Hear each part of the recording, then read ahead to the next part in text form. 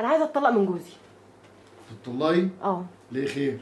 بصراحه عرفت واحد تاني وبيتكلم معايا بطريقه احلى بكتير من جوزي، وطريقته احلى من كتير، فانا عايزه اتطلق من ده عشان اتجوز التاني. انت فتحت باب الشيطان، انت فتحت قلبك وعينك للشيطان والعياذ بالله.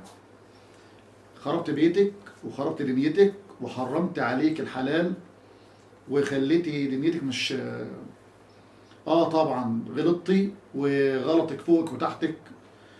بالي مني، لان انت اللي زي حالاتك كده هدامين البيوت، خرابين البيوت. اللي زي حالاتك كده اللي هم المجتمع طول ما فيهم النوعيه ديت، لان المراه عموما لو قفل باب الشيطان المجتمع كله يعيش في سلام.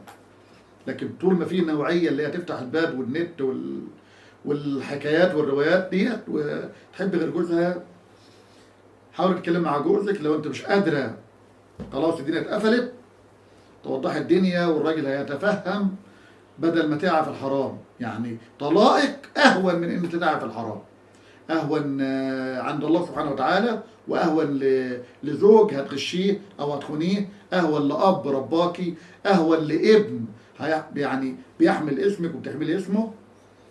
اهون كتير ان انت تطلقي وتتجوزي الخروف اللي انت تعرفتي عليه على النت ده، اهون من ان انت تقعي معاه في الحرام وتظلمي كل دول وتظلمي نفسك امام الله سبحانه وتعالى.